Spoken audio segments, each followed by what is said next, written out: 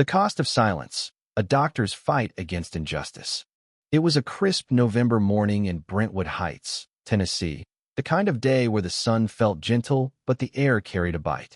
At 11:12 a.m., Dr. Clara Mitchell, a 52-year-old neurosurgeon, stepped into the familiar glow of Maple Grove Pharmacy.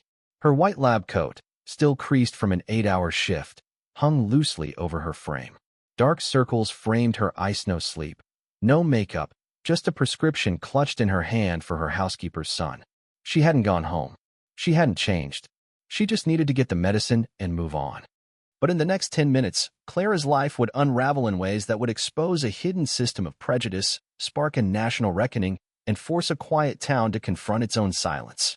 What happens when a respected doctor becomes a suspect for no reason other than the color of her skin? And what happens when her fight for justice reveals a machine designed to protect the guilty?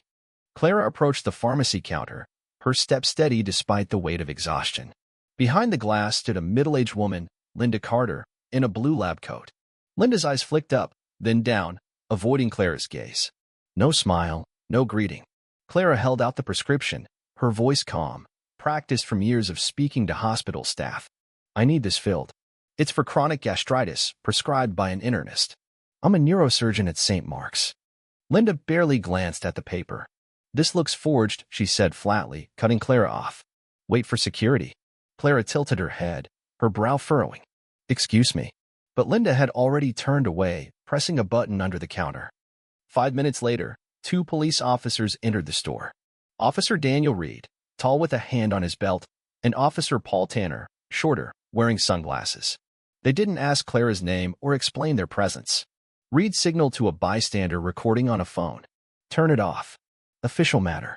Tanner stepped forward, searched Clara's bag without a warrant, and pulled out an unpaid box of medication. No wallet, no receipt, just her hospital ID. Stand still. Hands up, Tanner barked, pulling out handcuffs. Clara's voice was steady, though her heart pounded. I was just buying medicine. Please. Tanner shook his head. I've seen plenty like you, wearing a lab coat, stealing in this neighborhood. Black folks like you are the first ones we watch. The store went quiet. Shoppers edged away. A couple in golf attire exchanged knowing nods. A child near the checkout whispered, Mom, she's not yelling. The mother pulled him aside, her eyes fixed on Clara as if she were a scandal, not a person. The cuffs clicked shut, cold and tight. Clara didn't resist. She stood still, her head high, her eyes blinking slowly. No one asked why a doctor had no wallet. No one wondered why a woman in scrubs was treated like a criminal. In Brentwood Heights, a black woman entering a space not meant for her was reason enough to assume guilt. At the police station, Clara sat in a windowless intake room, her wrist scraped raw from the cuffs. No charges were filed, no suspect status declared, but the officers avoided her gaze. A young officer laid a vague report on the table, detained for suspected drug theft, Section 48C. No complainant, no witnesses, just a scribbled signature. Officer Reed. Clara skimmed it in seconds, her mind sharp from years of reading medical charts. I'd like to call my husband, she said evenly. The officer hesitated, then dialed her recited number on his personal phone. The line rang 3 times. Clara, are you okay? Her husband, Colonel James Carter, answered. I'm at the police station. They said I stole medication. I didn't. The call cut off abruptly. Connection error, the screen read. The officer tried again. Nothing. Clara's eyes flicked around the room. No visible jammers, but she knew interference didn't always need equipment. Sometimes, it was the system itself.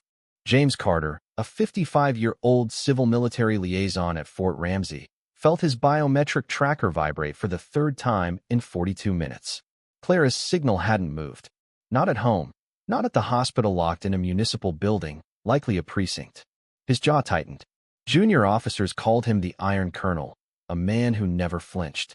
But Clara in danger was the one thing that could make him act without clearance.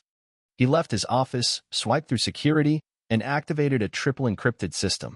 A map of Nashville showed Clara's orange dot, inert for 47 minutes. A quiet alert flashed, possible local protocol signal interference.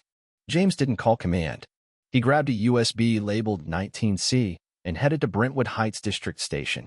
Behind him, Lieutenant Sarah Wells and Major Thomas Alvarez followed, both in plain clothes, carrying document cases. Their silence was a signal. This wasn't a visit. It was an inspection. At the station, James held up his federal ID. I'm here under Article 19C of the Civil Military Intervention Act. Call your supervisor. Lieutenant Michael Dorsey, the officer in charge, emerged, coffee cup in hand, his face tense. James laid out 3 documents.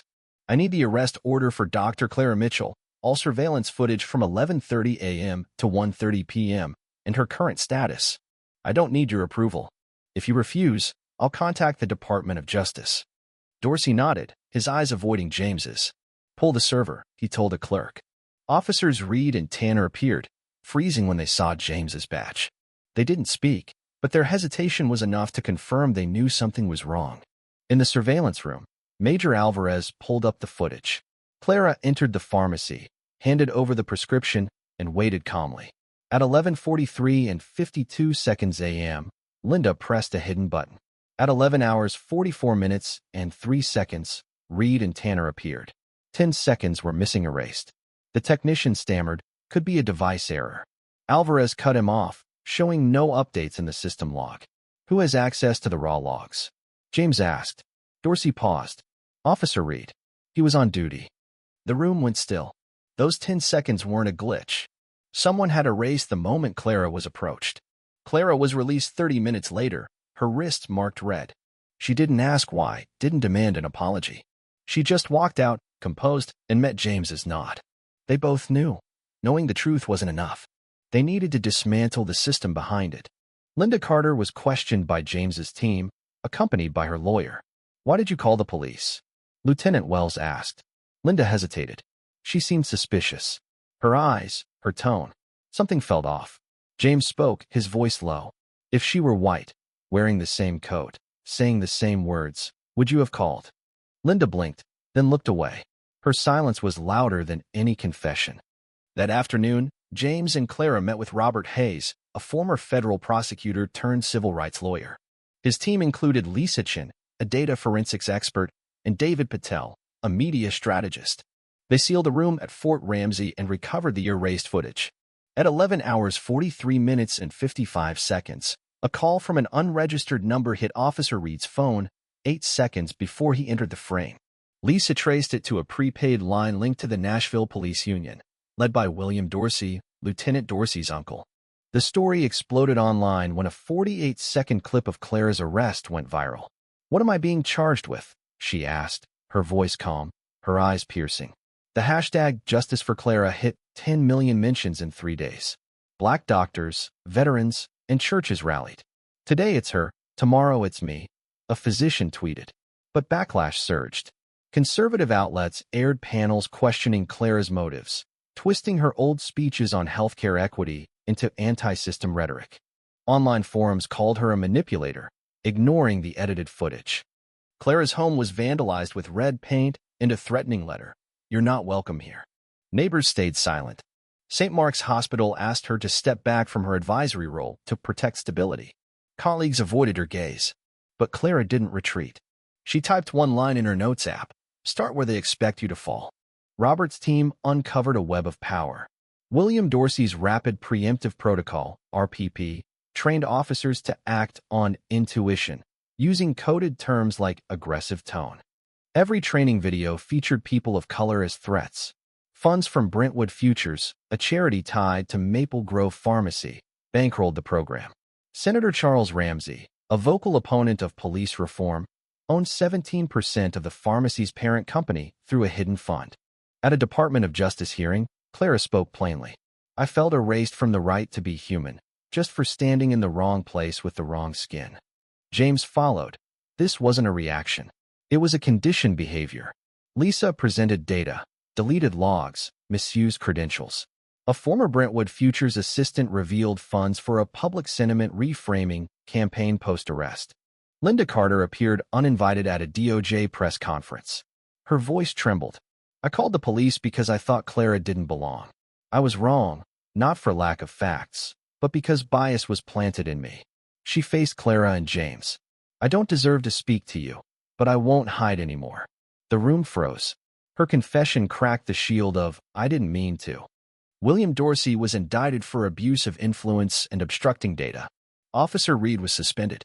The DOJ placed Nashville's police under federal oversight, mandating new leadership, bias-free training, and tamper-proof body cams. Senator Ramsey resigned amid an ethics probe. St. Mark's faced a state investigation for discriminating against Clara. 3 months later, Clara returned to Maple Grove Pharmacy. She bought cough syrup, paid, and left. An elderly woman stopped her. "Thank you for not leaving," she said, bowing. Clara squeezed her hand, a silent acceptance. Clara founded the Clara Mitchell Medical Equity Fund, supporting students of color. Brentwood Heights replaced its community standards signs with a plaque, "Silence breeds cowardice."